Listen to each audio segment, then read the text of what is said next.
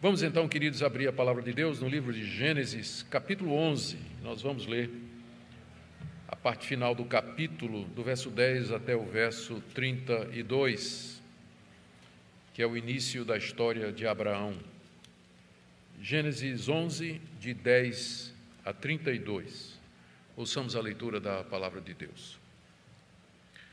São estas as gerações de Sem. Ele tinha 100 anos de idade quando gerou Arfaxade, 2 anos depois do dilúvio. E depois que gerou Arfaxade, Sem viveu 500 anos e gerou filhos e filhas. Arfaxade viveu 35 anos e gerou Salá. E depois que gerou Salá, Arfaxade viveu 403 anos e gerou filhos e filhas. Salá viveu 30 anos e gerou Éber. E depois que gerou Éber, Salá viveu 403 anos e gerou filhos e filhas. Éber viveu 34 anos e gerou Peleg. E depois que gerou Peleg, Éber viveu 430 anos e gerou filhos e filhas. Peleg viveu 30 anos e gerou Reu. E depois que gerou Reu, Peleg viveu 209 anos e gerou filhos e filhas. Reu viveu 32 anos e gerou Serug. E depois que gerou Serug, Reu viveu 207 anos e gerou filhos e filhas. Serug viveu 30 anos e gerou Naor. E depois que gerou Naor, Serug viveu 200 anos e gerou filhos e filhas. Naor viveu 29 anos e gerou Tera. E depois que gerou Tera, Naor viveu 119 anos e gerou filhos e filhas. Tera viveu 70 anos e gerou Abrão, Naor e Harã. São estas as gerações de Tera. Tera gerou Abrão, Naor e Harã. E Harã gerou Ló. Harã morreu na terra do seu nascimento, em Ur dos Caldeus, estando Tera, seu pai, ainda vivo. Abrão e Naor tomaram para si mulheres. A mulher de Abrão se chamava Sarai, e a mulher de Naor era Milca, filha de Harã, que foi pai de Milca e de Iscá. Sarai era estéril, não tinha filhos. Tera tomou Abrão, seu filho, e Ló, filho de Harã, filho de seu filho, e Sarai, sua nora, mulher de seu filho Abrão, e saiu com eles de Ur dos Caldeus para ir à terra de Canaã. Foram até Harã, onde ficaram, e havendo Tera vivido 205 anos ao todo, morreu em Harã. Até aqui, queridos, a leitura da palavra de Deus. Essa é a passagem que encerra a primeira grande parte do livro de Gênesis, que é a chamada proto-história, ou período antes do período dos patriarcas, que nós estamos encerrando aqui nessa noite. Após Deus ter confundido as línguas dos homens no episódio de Babel, conforme nós vimos na mensagem anterior, eles se espalharam pelo mundo todo, se constituindo em famílias, em línguas e nações, conforme tinham aprendido a falar. E o próximo passo de Deus na história da redenção vai ser chamar de entre eles um dos descendentes de Sem, com quem vai fazer uma aliança. E desse descendente de Sem, Deus formaria uma nação entre as muitas nações que surgiram depois de Babel, para abençoar as demais. Ou seja, o plano de Deus, próximo passo, depois da confusão de línguas, é Deus chamar alguém de quem ele faria uma nação de entre as outras e que seria o canal da bênção de Deus para todas as demais nações. Dessa forma, Deus haveria de manter e preservar, continuar a linhagem santa e cumpriria a promessa que ele fez de que mandaria um descendente da mulher que haveria de esmagar a cabeça da serpente. Promessa essa que foi feita lá no Jardim do Éden, chamado Proto-Evangelho, Gênesis capítulo 3, verso 15. Esse descendente de Sem, que Deus escolheu e chamou soberanamente, foi Abrão, que vai ser a pessoa mais importante na segunda parte do livro de Gênesis, que vai aí do capítulo 12 até o capítulo 25. Abrão foi considerado o pai da fé, amigo de Deus, pai da nação de Israel, o portador das promessas, da aliança e do culto. A importância dele é tão grande que aqui no final do capítulo 11, terminando a proto-história, a história antes da história propriamente dita, Moisés registra os seus antecedentes, ou os seus ancestrais próximos, que são os descendentes de Sem, está aí no capítulo 11, de 10 a 26, é a primeira parte que nós iremos ver. Depois ele introduz as pessoas que farão parte da história de Abrão, a partir do capítulo 12, que está aí do verso 27 a 30 do capítulo 11, e ele narra o início da peregrinação de Abraão de Ur dos Caldeus para a terra de Canaã. Geralmente a gente pensa que isso é o capítulo 12, mas antes do capítulo 12 já tem a narrativa do início da peregrinação de Abrão, tal a sua importância. Esse trecho aqui, portanto, que eu li para vocês, ele encerra a primeira parte do livro de Gênesis e faz a transição do mundo pós-diluviano para o mundo da época dos patriarcas. Por isso a sua importância. Nós veremos então essas três partes do capítulo, os descendentes de Sem até Abraão, as pessoas que vão fazer parte da história de Abraão e o início da sua peregrinação, na expectativa de que Deus nos ajude a compreender o seu agir na história, a sua fidelidade, a sua graça e o seu propósito conosco até o dia de hoje. Vamos então, em primeiro lugar, ver a descendência de Sem até Abrão, que está aí do verso 10 até o verso 26.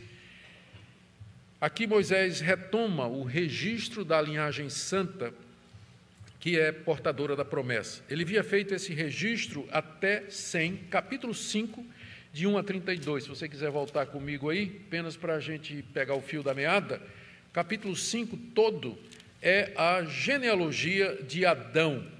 Então, começando em Adão, prosseguindo, Moisés chega até Noé. É todo o capítulo 5 de Gênesis. E aí ele para contar a história de Noé, a corrupção da raça humana, depois vem o dilúvio, depois vem a dispersão dos filhos de Noé, vem a Torre de Babel, e aí Moisés retoma essa genealogia que ele começou no capítulo 5. Portanto, o que nós temos aqui, no capítulo 10, de 10 até 27, é a continuação daquela genealogia do capítulo 5, onde agora Moisés registra a linhagem de Sem até Abraão, fazendo a conexão de Abraão com Adão. Essa linhagem, de entre todas as raças e línguas e famílias da terra, é essa linhagem que Deus chamou e escolheu para ter um relacionamento especial com ele. E é dela que Deus vai tomar aquela nação através da qual haveria de abençoar o mundo. Moisés menciona aqui 10 pessoas pelas quais a linhagem santa passou. São elas Sem, Arfaxade, Salá, Eber, Peleg, Reu, Serug, Naor, Tera e Abrão. 10 personagens aí. É provável que entre esses 10 houve um considerável período de tempo. Por isso que é difícil a gente usar essas genealogias, ainda que digam o tempo que a pessoa viveu, com que idade gerou filhos. É muito difícil a gente fazer uma reconstrução cronológica e afirmar com exatidão, por exemplo, a data que Deus criou o mundo, ou a data em que o dilúvio aconteceu, ou a data em que Abraão foi chamado, embora isso, aí a partir do capítulo 12, a gente já tem mais documentos, já tem mais fontes extra-bíblicas que nos ajudam a calcular com mais exatidão. Mas fica difícil a gente usar as genealogias para fazer isso do capítulo 12 para trás. Algumas observações que eu quero fazer aqui sobre essa enumeração dessas 10 pessoas, né, começando com Sem, no verso 10, terminando com Tera e Abrão, no verso 26. Como eu disse, primeira coisa, existem alguns problemas aí, se você tem uma Bíblia de estudos e você está seguindo na internet, fazendo pesquisa ao mesmo tempo que a gente prega, isso é muito normal as pessoas fazerem isso, você vai encontrar que pessoas vão dizer, com certeza, que existem alguns problemas relacionados aqui com a contagem dos anos. De fato, existem divergências e algumas das idades aqui não batem se você for fazer a cronologia fechada. Entretanto, nós não temos como entrar nessa discussão aqui, e ela não afeta os pontos centrais do capítulo. O propósito de Moisés aqui. Se Tera viveu 175 anos ou 250, como existe a alternativa possível, isso aí em nada vai alterar aqui o ponto central da narrativa. Basta, por enquanto, que a gente saiba que existem respostas bem convincentes de homens de Deus, estudiosos, que são comprometidos com a inerrância e a veracidade da Escritura, e que eles têm satisfatoriamente apresentado alternativas. Mas isso fica para o estudo mais crítico, para aqueles que estão acompanhando a leitura e quiserem depois se aprofundar nas questões relacionadas com isso. Mas 4 observações aqui a respeito dessa genealogia. A primeira foi essa da dificuldade, mais 4. Você deve ter observado que a idade das pessoas diminuiu. Na genealogia do capítulo 5, tinha gente que vivia 900 anos. Quem viveu mais aqui tem 500 anos, que foi Sem, e depois Éber, 430 anos. E tem gente que viveu 100 e poucos anos. Ou seja, com o decorrer do tempo, aquela idade avançada que as pessoas desfrutavam, depois da criação, depois da queda, foi diminuindo. De 900 anos, 800 anos, foi caindo, caindo, e vai continuar caindo, até chegar àquilo que Moisés vai dizer no Salmo 90, de que os dias da nossa vida são 70 anos, e o que passar disso, não é, vai ser canseira e enfado, né? 80 anos por aí, a gente já está querendo ir para a glória logo, não é? Então, o pecado, ele causou, de fato, ele tem um efeito retardado, não é? Ele é um efeito prolongado na existência humana e vem, desde a queda, vem afetando a raça humana de uma maneira implacável. Por isso que o homem sempre sonha em prolongar a vida, ele sempre quer viver mais, mas a realidade é que nós nunca conseguimos passar dessa faixa que a Bíblia estabeleceu para nós, como está lá no livro dos Salmos. A outra, é interessante também citar aqui, que esses mais longevos, Sem, ele é o pai dos semitas, de onde vem, que é um outro nome dos hebreus, e Éber, que também é o segundo mais longevo, é de onde vem o nome Hebreus, que é outra designação para os filhos de Abraão. Nos mitos sumérios do dilúvio, porque a gente tem na literatura não bíblica relatos do dilúvio na Suméria, na Babilônia, na verdade, em dezenas de povos ao redor do mundo, nós temos os relatos a respeito desse dilúvio. Mas o relato que lá, muito antigo da Suméria, fala dos deuses, aliás, dos reis que viveram milhares de anos antes do dilúvio e que depois do dilúvio eles começaram a viver menos. É claro, são lendas, são mitos, mas é interessante que bate com o registro bíblico, que diz que, de fato, depois do dilúvio, as pessoas começaram a viver bem menos. A terceira observação sobre essa genealogia é que ela cobre uma faixa considerável de tempo, o que teria permitido que os descendentes de Noé se multiplicassem. Eu vi aqui um cálculo que alguém fez, estimando que na época de Abraão havia cerca de 30 milhões de pessoas morando na região da Mesopotâmia. Achei um pouco muito, mas eles têm os cálculos lá. Mas isso só é possível se, no meio desse período aqui que a gente contou, 10 pessoas, havia decorrido um tempo razoável para que as pessoas se multiplicassem e chegassem a esse número grande. Vou mostrar daqui a pouco porque isso é importante. Em quarto lugar, quarta observação é que das genealogias que a gente tem no livro de Gênesis, essa é a mais enxuta. Se você lembra aquela genealogia do capítulo 5, ela contém observações sobre as pessoas. Fulano de tal era assim, fez isso, construiu essa cidade, edificou isso aqui, durante a sua existência a terra se dividiu. Tem vários comentários pessoais ligados às pessoas que estão na genealogia. Essa daqui é super enxuta, não tem um único comentário a não ser sobre Sem, que diz que ele gerou um filho quando tinha 100 anos de idade, 2 anos depois do dilúvio, para localizar a genealogia. Mas fora essa observação, é matemática. Fulano tinha tantos anos quando gerou fulano, morreu aos tantos anos e gerou filhos e filhas. Pronto, é igualzinho. Moisés está com pressa, o ponto dele aqui é simplesmente fazer o link entre Sem e Abrão.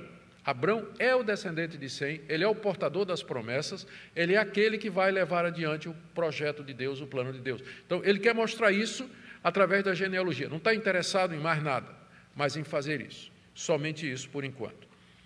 E a última observação é que essa genealogia, portanto, como eu já indiquei, ela faz a ponte entre o mundo pós-diluviano e a era dos patriarcas, estabelecendo a ligação entre Abrão e a história da criação, da queda do dilúvio de Babel. Quando ele entra na história dos patriarcas, há uma continuidade, não é alguma coisa que aconteceu no vácuo, não é alguma coisa que simplesmente foi inventado.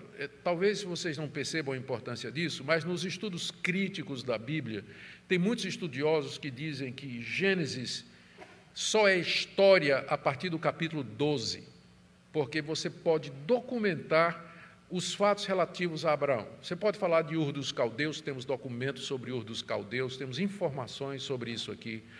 Nós temos informações a respeito das rotas de peregrinação naquela época. Nós sabemos o tempo em que os caldeus chegaram na Mesopotâmia, que inclusive essa informação aqui, né, dizendo que em Ur dos Caldeus, ela não pode ter sido escrita por Moisés, mas isso aqui foi um editor, a pessoa que deu o texto final de Gênesis, fez uma atualização, porque os caldeus só chegaram em Ur 1000 anos depois de Abrão. 1000 anos depois de Abrão. Então, as pessoas vão dizer que história mesmo a gente só tem de 12 para frente, e o resto é mito, o resto é invenção. Não tem como documentar, não tem como provar. Mas não é essa a intenção, não é esse o propósito de Moisés, não é essa a maneira como ele escreve. É por isso que ele está fazendo essas genealogias, porque ele está mostrando que a história de Abraão está ligada, historicamente, a tudo que veio antes. Não é alguma coisa, não é um lapso, não é uma etapa tão grande que tem um abismo entre o capítulo 11 e o 12, mas existe uma continuidade. E para nós é importante, porque para nós a história, o Evangelho, começa lá no jardim. Começa com a promessa de Gênesis 3:15, de que viria um descendente da mulher, que haveria de esmagar a cabeça da serpente, que é Jesus Cristo, nosso Salvador. Então, se nós não podemos fazer a ligação de Abraão com tudo que vem antes, essa história está perdida, é conversa, não faz o menor sentido. Como nós já dissemos várias vezes, da importância de lermos os primeiros 11 capítulos de Gênesis como sendo historicamente verdadeiros. Historicamente verdadeiros. E essa parte aqui que nós lemos, do verso 10 até o final, o verso 32, ela tem como objetivo exatamente fazer o link entre o surgimento de Abraão no cenário e toda essa história que começa lá no Jardim do Éden, no capítulo 1, 2 e 3 de Gênesis. Muito bem, essa foi a primeira parte, essa genealogia aí, que chega até Abrão. Agora, a segunda parte do texto, Moisés apresenta as pessoas que farão parte da história de Abraão. Veja no verso 27 como ele diz assim: estas são as gerações de Tera. Essa expressão gerações, ela já apareceu cerca de 4 vezes antes, e geralmente Moisés indica quando ele está começando uma sessão importante ou uma nova sessão na sua narrativa. E aqui no caso o que ele vai fazer, ele narrou a genealogia, e agora ele vai, da genealogia, destacar aquelas pessoas que fariam parte na vida de Abraão, que ele vai narrar a partir do capítulo 12. Aqui nós temos que lembrar que parte dos filhos de Sem, um dos filhos de Noé, né, antepassado de Abraão, parte dos filhos de Sem haviam se instalado na Mesopotâmia. Se você olhar no mapa bíblico, você vai ver que Israel está aqui, subindo mais ao norte, você vai encontrar Arã, indo mais para a minha direita, sua esquerda, não é? Isso aqui é para a sua esquerda, aliás, a sua direita, não é? Minha esquerda, você vai encontrar a região do Tigre e do Eufrates, que é chamada de Mesopotâmia. Região muito fértil, uma região muito propícia. E foi ali mais ao sul que teve o episódio da Torre de Babel. Mas aquela região, ela foi uma das primeiras regiões colonizadas pelos filhos de Noé, especialmente os filhos de Sem. E eles se instalaram em 2 cidades. A cidade mais ao norte, chamada de Harã, por isso que às vezes Abraão é chamado de o arameu. Mais adiante o Betuel e o Labão, ele vai ser chamado Labão o arameu, aqui no livro de Gênesis, exatamente porque ele era daquela região mais ao norte. E uma parte da família de Abraão, antecedente de Abraão, ela foi mais para o sul, para a cidade chamada de Ur, onde viveu o patriarca Jó. Alguns acham, inclusive, que Jó é contemporâneo de Abraão, viveu na mesma época, era um homem riquíssimo, Ur era uma cidade bem avançada, era uma cidade bem desenvolvida, né? Havia já muita gente morando naquela região, e Jó seria um dos patriarcas, chefe de tribos que morava naquela região, e alguns acham que ele é contemporâneo, inclusive, de Abraão. Muito bem. Ur, mais tarde, ficou conhecida como a mais importante cidade daquela região, às margens do rio Eufrates. Algum tempo atrás, o pessoal zombava do texto bíblico, né, dizendo que Ur era alguma coisa não tinha comprovação histórica, até que em 1922 e 1934, os arqueólogos desenterraram as ruínas de Ur, que ficam hoje no Iraque, não é? Que ficam hoje no Iraque. Então, a comprovação arqueológica da existência da cidade é muito forte e revela uma cultura bem desenvolvida para a época em que Tera e sua família viveu lá. Mas, de volta ao texto bíblico, diz aí no verso 27 que ali em Ur, Tera, pai de Abraão, gerou seus 3 filhos, Abrão, Naor e Harã. O verso 28 nos fala a respeito de Harã, o filho mais moço. Harã morreu na terra do seu nascimento, em Ur dos Caldeus, estando Tera, seu pai, ainda vivo. É possível que essa seja também a terra de nascimento de Abraão. Abrão nasceu em Ur dos Caldeus, juntamente com Naor e Harã. Eram 3 irmãos, Harã era o mais moço. Harã morreu ainda quando seu pai estava vivo, e Moisés nos diz aqui que ele é o pai de Ló. Ele é o pai de Ló. Veja o final do verso 27, Harã gerou Ló. Por que essa declaração? Porque Ló vai se tornar uma personagem importante em 2 episódios na vida de Abrão. Primeiro, a luta de Abraão contra os reis que vieram contra Sodoma e Gomorra, e mais adiante no episódio da destruição de Sodoma e Gomorra. Então, Moisés já está antecipando aquelas pessoas que vão fazer parte da história de Abraão, e aqui ele cita Ló, que era filho de Harã, portanto, sobrinho de Abrão.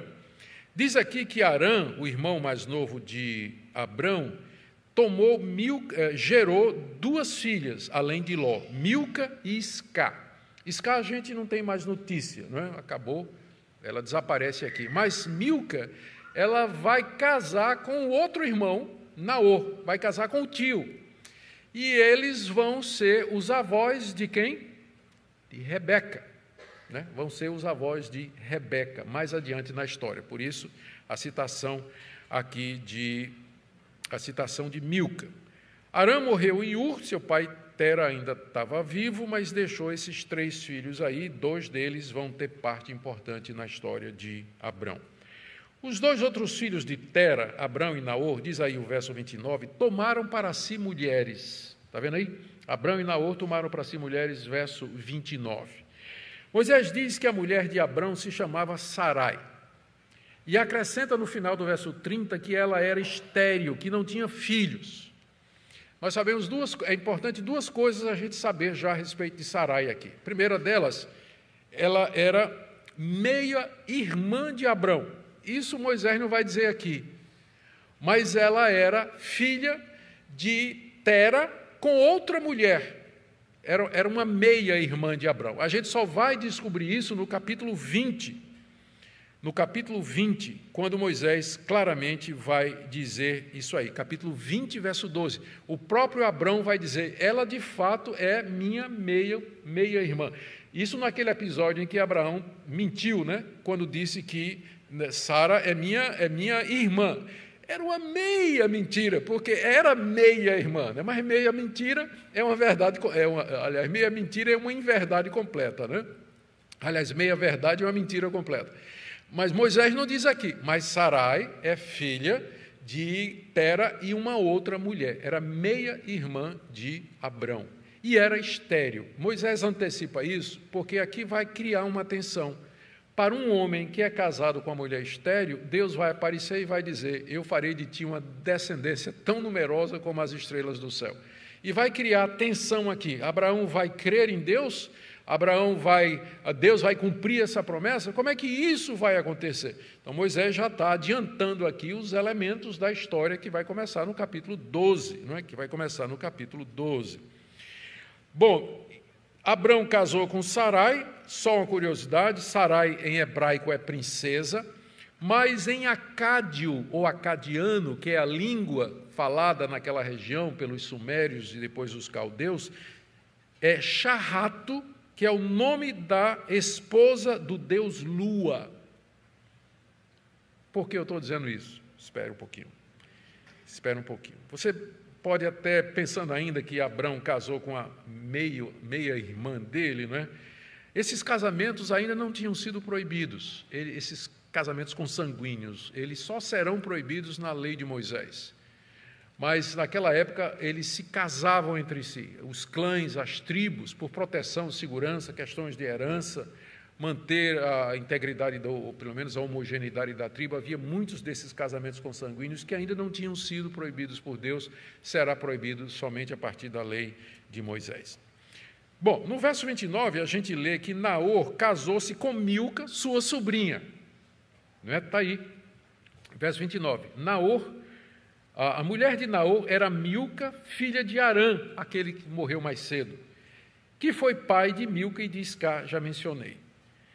Naor e Milca serão os avós de Rebeca, que vai casar com Isaac. Notemos aqui que o padrão ainda era monogâmico, não é? A não ser essa questão de Tera, que Moisés não menciona aqui, que os casamentos continuavam dentro da família próxima. Agora, é preciso dizer alguma coisa aqui que vai servir de pano de fundo para a gente entender coisas como, por exemplo, o nome de Sarai era o nome da deusa, do deus da lua, ou o nome de Abrão, que eu vou falar sobre isso. Mais adiante, no livro de Josué, nós lemos a seguinte declaração de Josué aos israelitas acerca de Tera, Naor e Abrão. Está em Josué 24, de 1 a 2, eu transcrevi aqui. Você não precisa abrir agora, mas só escuta a leitura. Assim disse Josué aos israelitas, depois que eles entraram na terra prometida. Antigamente, os pais de vocês, incluindo Tera, pai de Abraão e de Naor, viviam do outro lado do Eufrates e serviam outros deuses.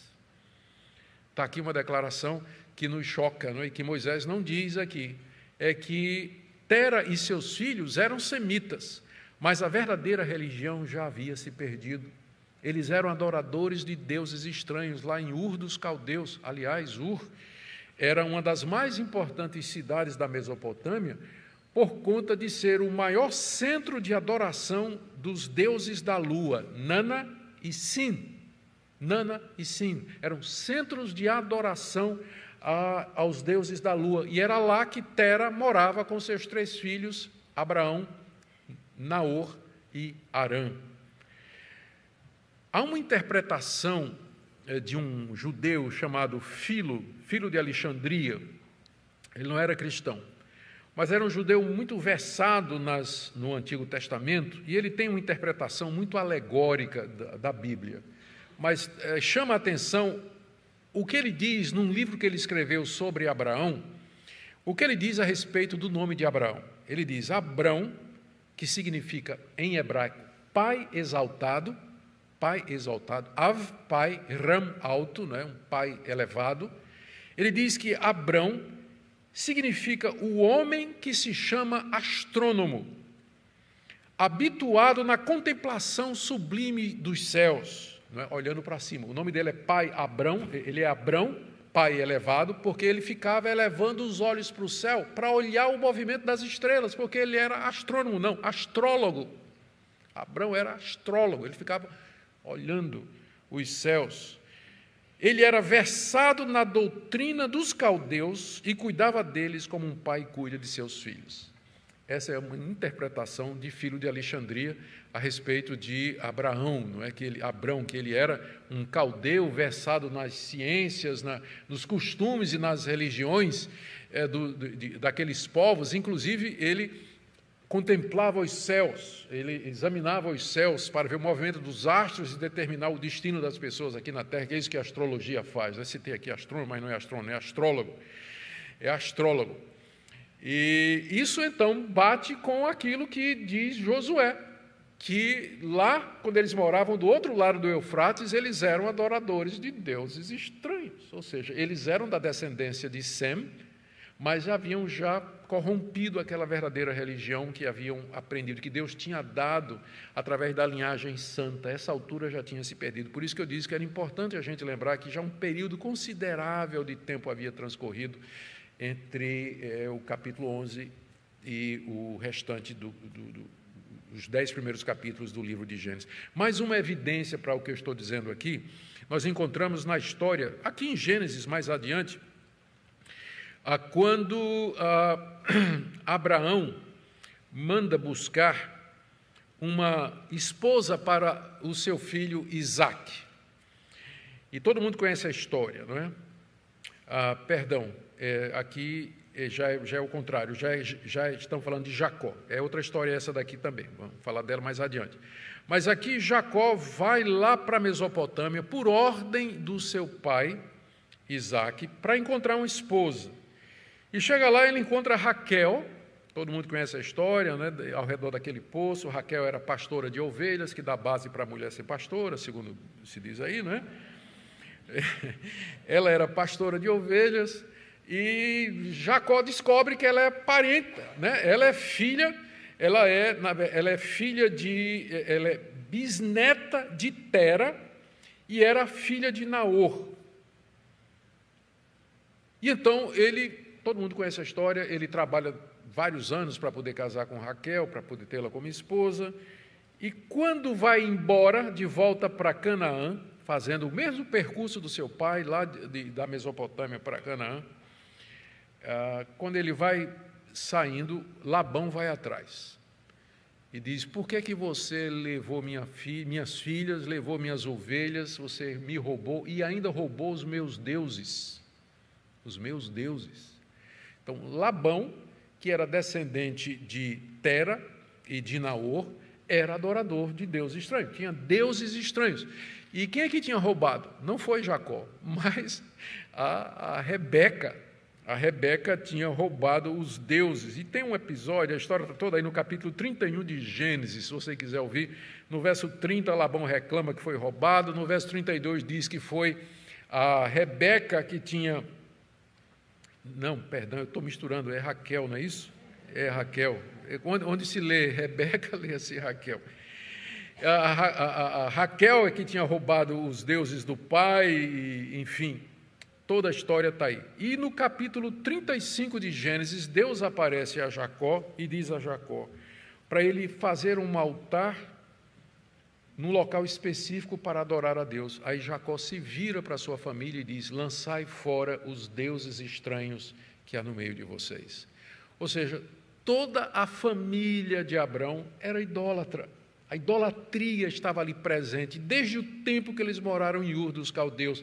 Às vezes a gente pensa, né, que quando Deus chamou Abraão, que Abraão era um homem piedoso, que já conhecia Deus, que era temente a Deus. Nada, ele era um astrólogo, era um adorador de deuses estranhos. A família toda mergulhada na idolatria, mergulhada na escuridão, o que aponta para a soberania de Deus. A misericórdia de Deus não é por mérito, não era pelo conhecimento de Abrão, mas pela graça salvadora de Deus. Em resumo, são estas pessoas que irão fazer parte da vida de Abrão nos eventos momentosos que Moisés vai narrar a partir do capítulo 12. E a última parte do trecho que eu li para vocês é o início da peregrinação de Abraão, e aqui a gente vai ter outras surpresas também.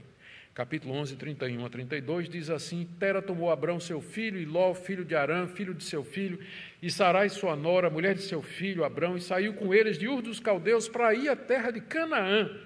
Foram até Arã, onde ficaram, e havendo Tera vivido 250 anos, ao todo morreu em Arã. Aqui lemos que Tera sai com sua família de Ur dos Caldeus rumo à terra de Canaã. Pelo que Moisés está escrevendo aqui, o texto sugere que foi uma decisão familiar do patriarca Tera, porque diz aqui que Tera tomou Abrão, seu filho, tomou Ló, que era filho de Arã, filho de seu filho, e Sarai, a filha do filho Abraão, e saiu com eles. Então, não dá ideia de que foi Tera que disse assim: olha, gente, nós vamos embora para Arã, nós vamos embora para Canaã. Então, ajunta aí as coisas e vamos embora. E Naor disse: eu não vou não. eu vou ficar aqui. E ficou, né? Ficou, e é dele que mais tarde vem as esposas para os filhos de Abrão e o neto de Abrão. Mas Naor disse, não, eu não vou não. Arã já tinha morrido, que era o mais moço, o do meio disse, eu vou ficar aqui. Então o pai foi com o filho mais velho, Abrão, a mulher dele e o sobrinho que o pai tinha morrido, né? Então, parece que é uma decisão de de Tera. Ele é que leva consigo todo esse pessoal. E, contudo, como Moisés vai deixar para revelar no capítulo 12 que o que deu origem a essa peregrinação, na verdade, foi que Deus havia aparecido a Abrão. É que Moisés não conta aqui no capítulo 11, porque ele está preocupado em narrar, dar base, ou dar os fundamentos da história de Abrão, o chamado de Abrão e a peregrinação de Abrão.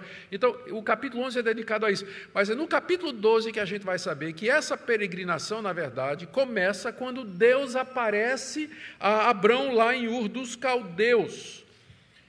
Deus havia feito um chamamento para Abrão, para que ele deixasse aquela terra, a sua parentela, e fosse para uma terra que ele haveria de mostrar, e que daria a Abrão como sua possessão. Moisés só vai mencionar isso no capítulo 12, de 1 a 3. O Senhor disse a Abrão, sai da tua terra, da tua parentela. E aí diz no verso 4, olha, do capítulo 12, e partiu, pois, Abrão, como o Senhor havia ordenado, e Ló foi com ele. Abrão tinha 75 anos quando saiu de Harã. Dá a impressão, então, que o chamado foi em Harã, mas não, tinha sido em Ur dos Caldeus. Mas, a maneira de resolver isso aqui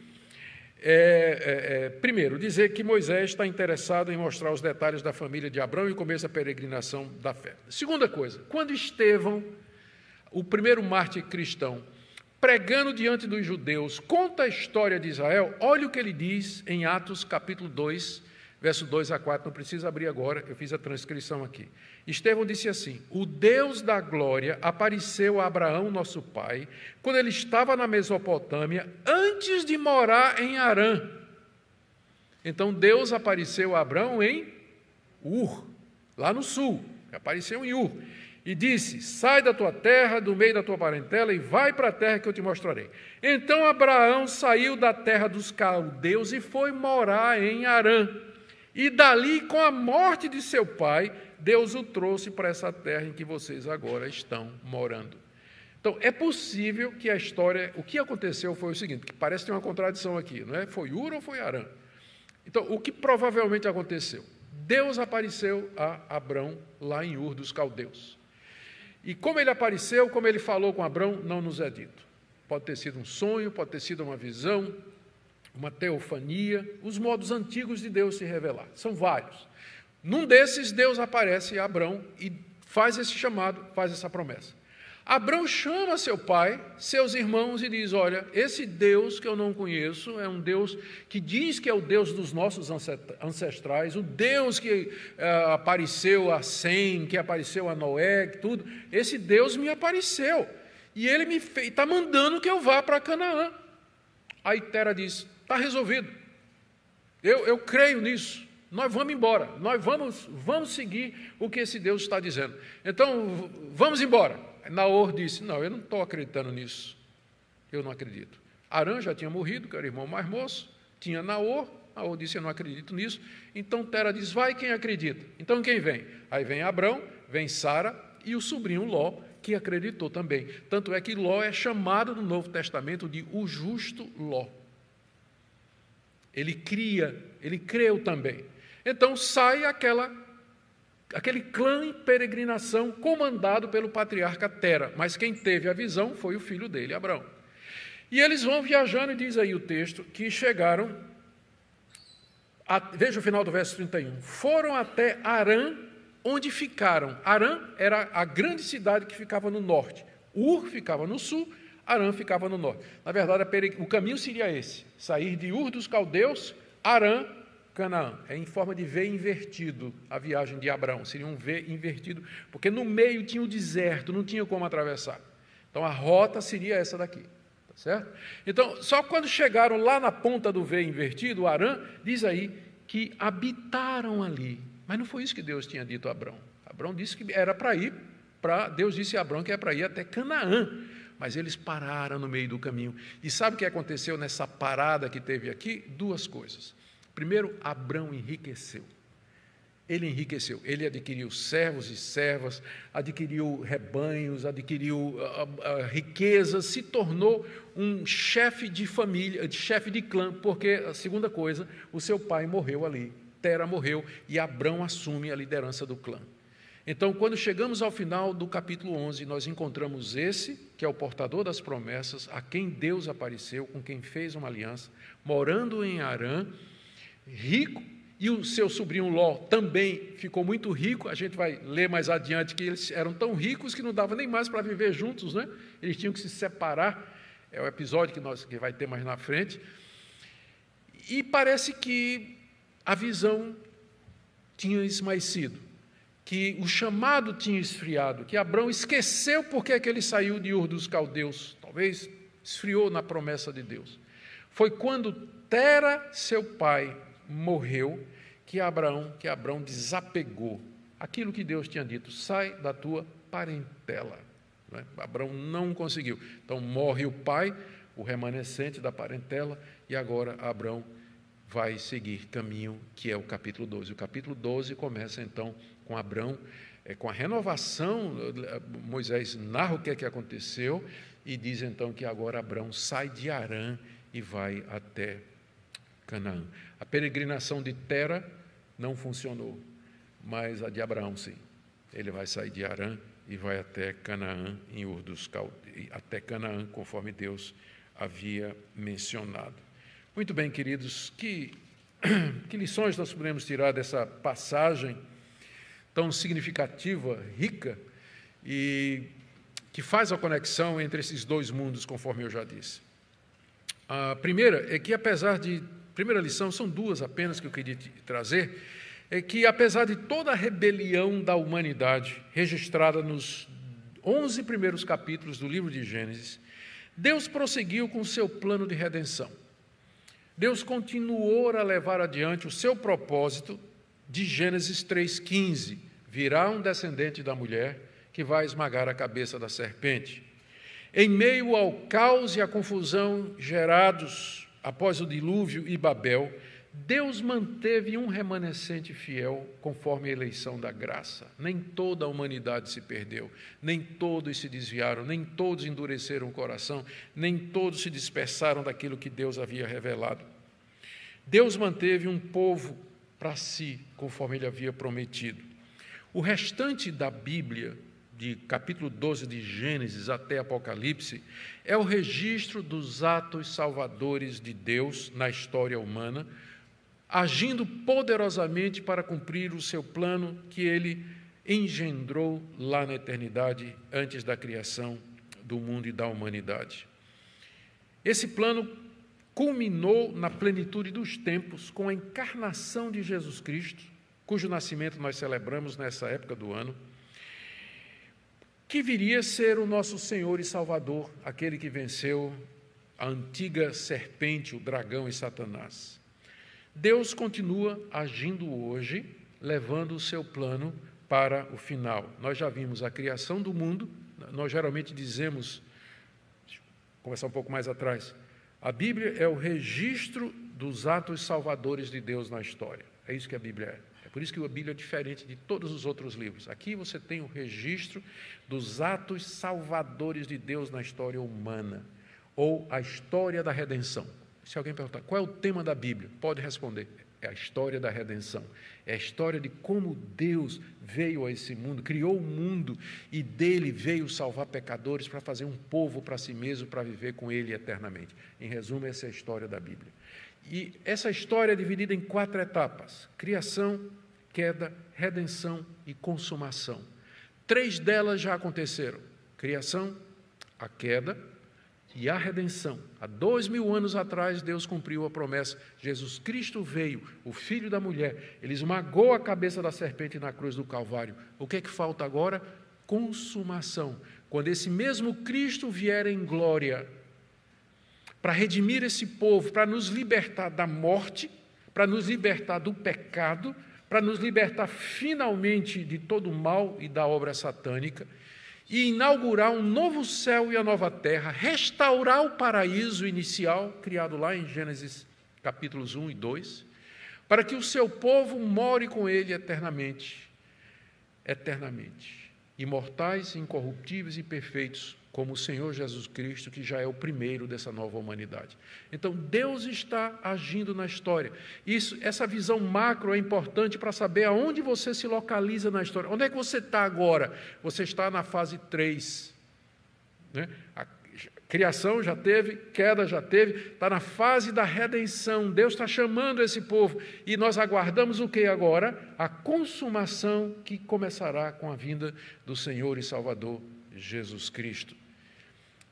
O importante de nós estudarmos o livro de Gênesis é ver como Deus, fielmente, Ele persevera no caminho que Ele estabeleceu e como Ele vai cumprir todas essas promessas historicamente, de forma que a importância disso para nós. Nós sabemos que a história tem um começo, um meio e um fim. Nós sabemos que há um Deus que está no controle. E como isso é importante nos tempos que nós estamos vivendo agora, de pandemia, de crise, de incerteza a respeito da política, a respeito dos governos, a respeito das autoridades, o que vai ser de nós, onde tudo isso vai levar, o futuro parece tão incerto, e as pessoas se deprimem, as pessoas ficam angustiadas, elas ficam ansiosas, elas ficam inquietas, e essa visão maior da realidade humana, da perspectiva de Deus, ajuda você a tranquilizar seu coração. Deus está no controle. Não vai acontecer nada que não tenha sido planejado por Ele. Deus está agora na fase de redenção. Ele está chamando os seus escolhidos de entre todas as nações do mundo. O Evangelho está sendo pregado, as igrejas estão sendo plantadas, as igrejas estão funcionando, os cristãos estão na sociedade pregando a palavra de Deus, procurando fazer o bem. É isso que nós estamos vivendo agora, é aqui que você se encaixa. Então sua vida faz sentido, existe uma direção, existe um propósito. Não fique pensando: a minha vida não tem finalidade, minha vida não tem propósito, não sei porque que eu existo, não sei porque eu vim para esse mundo. Mas essa visão maior da história da redenção ajuda você a ficar em paz e saber aonde você está vivendo, que etapa da história e o que é que vem em seguida. Isso deve encher seu coração de esperança e de confiança no meio dessas trevas que nós estamos vivendo agora. E meu segundo ponto, e último, é sobre a soberania de Deus. A gente insiste muito na soberania de Deus, e as pessoas ficam assim, pensando: não, mas não fica um negócio meio injusto? Bem, você pode considerar injustiça o fato de que entre os 30 milhões de habitantes da Mesopotâmia, Deus foi escolher um arameu a quem Ele se revelou, e aos outros não. Como é que Abrão teve conhecimento de Deus? Porque Deus se revelou para ele. E Deus não podia ter se revelado a todos os milhões de outros adoradores do Deus Lua lá da Mesopotâmia? Podia, mas não fez. Revelou-se somente a Abrão. E chamou Abrão, tirou ele lá daquela idolatria, faz uma aliança com ele, faz as promessas e o coloca na linhagem santa. Coloca na linhagem dos portadores da promessa. É dessa maneira que Deus age. É a mesma coisa que Deus fez na eternidade. Ele, da mesma forma, escolheu você. Porque você e não seu irmão, porque você e não seu pai, porque você e não seus amigos, eu não sei. Isso aí faz parte da providência e dos desígnios secretos de Deus que não estão revelados na Bíblia. Mas uma coisa eu sei, que você só pode crer, que você só é crente, você só faz parte desse povo abençoado, porque Deus, na sua misericórdia, se compadeceu de você e escolheu você, amou você antes da fundação do mundo, não porque Ele viu que você era bonzinho, não porque Ele viu que você ia atender o chamado, não porque Ele viu que um dia você ia levantar a mão aceitando Jesus, por nada disso, mas pura graça, a mesma graça que chama Abrão o arameu, lá de Ur dos Caldeus, onde ele era adorador de deuses estranhos. Da mesma forma, nosso Deus atua hoje. Por isso, toda a glória seja eternamente dele. Ele é o autor da história da redenção. Se Deus quiser, queridos irmãos, a partir do mês de fevereiro, nós continuaremos a exposição do capítulo vamos do capítulo 12 até o verso 25, até o capítulo 25, a história de Abraão. E a gente vai ver como tudo está tão ligado, é tão maravilhoso ver Deus agindo na história através de pecadores e realizando assim o seu plano, trazendo grande conforto para nós.